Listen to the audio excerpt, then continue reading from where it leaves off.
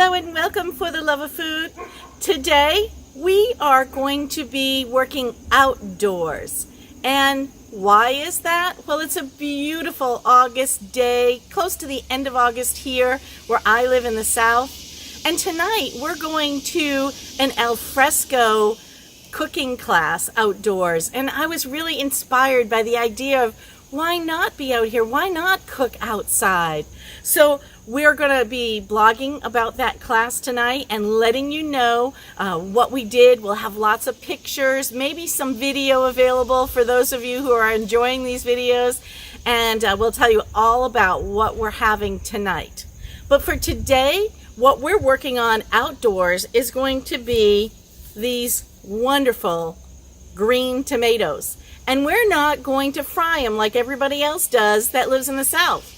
I'm originally from up north, and in the delis up north, what they do with these green tomatoes is they pickle them.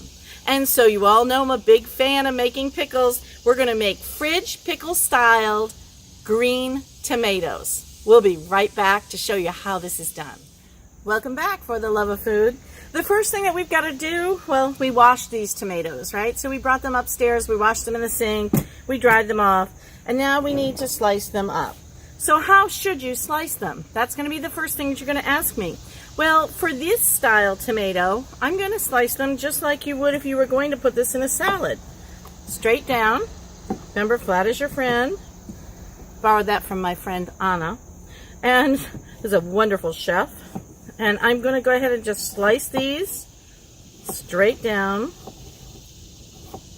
And then you can see, here are all my little pieces. Very simple. Now, if you want, you can take off this little stem. That's what I would do. Just cut that stem right off and throw that away because nobody wants to eat the stem. And then we can just go ahead and pop these right into our jar. Now, I have several styles like that, which I will do in just a minute, but I want to show you how I would do the plum tomato, the Italian style tomato. For this one, we'll just cut the little stem off the end and discard it, and just come down here and slice this one in circles. That simple. You may have seen this, and when you get to the end, by the way, hold your fingers this way and slice in between carefully. All right, so those are my two styles of tomatoes. Could you mix them up and put them all in one jar? Absolutely. So if you have various styles of tomatoes, that would be fine. Now, what are these little beautiful little green tomatoes that I grew? These are called German Johnson. And the reason I like these is that they have a very low acidity. So you can eat them in salads, you can eat them raw, they're fabulous. But any not real meaty tomato will work fine in this pickling recipe. And why do I say not meaty? Why do I want to have a not meaty tomato? Well, when they're meaty, what I mean by that is, when I say meaty, I'm thinking seedy. So let me just replace what I just said.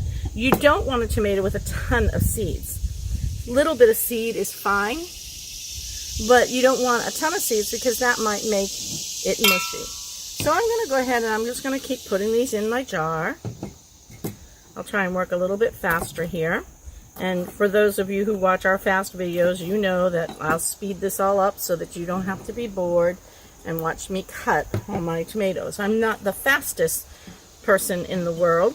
Nicole is much faster at cutting than I am, and she's much more uniform, but she was professionally trained. So that makes a difference. I'm just a foodie. I'm somebody who likes to cook, who likes food. I'm not necessarily a chef.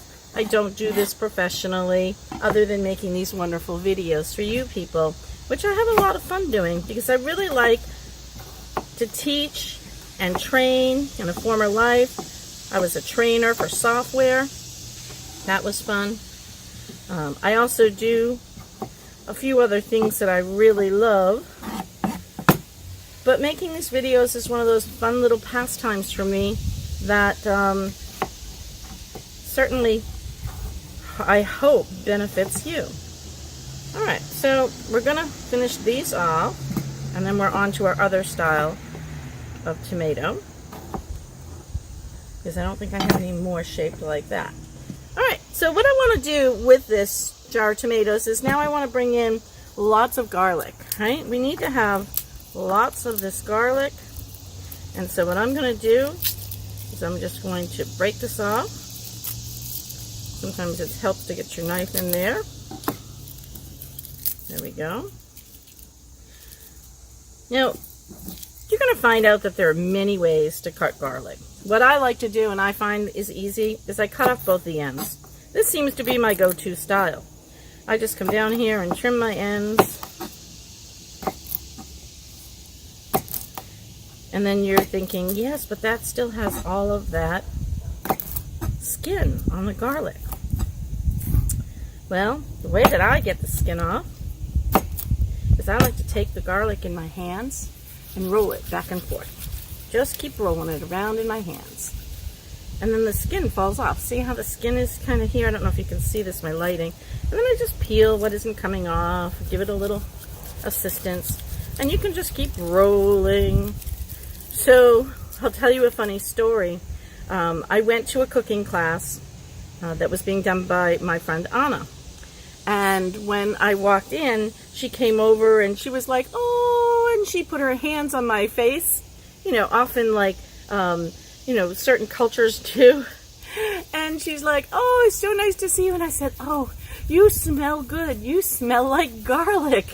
So just know that if you're going to use my style, look at all of that skin has come off that garlic. So if you're going to do it my way, my point is your hands are going to smell like garlic. But we'll just pop those. I'm going to put 4 of those in my jar. And now I want to put in a little onion as well. So let's go ahead and just move that out of the way. And now let's go ahead and cut our onion.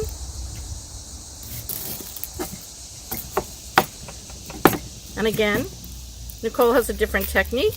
I like my technique because it allows me to cut and peel the onion without getting a lot of that juice and scent into the air that makes your eyes water. So keeping the onion whole will help to reduce that. So I'm only going to use, well, let's say 1 onion in this one. I don't want too much onion. I want mostly tomato. If you wanted, you could put another one in, but I think that's fine. The next step we want to do is add in our spices. So let's go ahead and put in, I'll measure for you. Let's do a tablespoon of salt. Now, I'm using sea salt.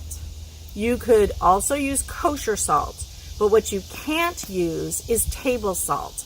I highly advise, do not try and use table salt in anything that you're going to be doing, especially if you're pickling. Try and use these salts that don't have iodine in them. All right, we want to put some spices in as well. So I'm going to use, I've got a little 1/4 teaspoon, but I'm not going to use a whole 1/4. I'm going to use about 1/8 of a teaspoon of celery salt. I'm going to use a 1/4 teaspoon of mustard seed. I like mustard seed a lot. It has a nice tang to it. And I'm also going to use a 1/4 teaspoon of fennel seed. You could also use coriander. That fennel is beautiful. Coriander would work very nicely as well. I'm just going to shake that around. And now what I want to do is add my vinegar. So let's go ahead and I'm going to put at least a cup of vinegar. And this is just plain old white vinegar. Ooh, try not to spill it. All right, there's my cup of vinegar. And now you're going to say, but Jan, you've got a whole lot of vinegar in there. Let's go ahead and fill the rest of it with water to cut some of that sourness of the vinegar. And there you have it. There are my fridge pickle green tomatoes. I'm going to go ahead and put the lid on the top of this one. And then just shake them up. And these are going to be a lovely treat for our Labor Day weekend brisket that we'll be doing. And we'll enjoy these and share some of these maybe with the neighbors as well. Thanks for watching For the Love of Food.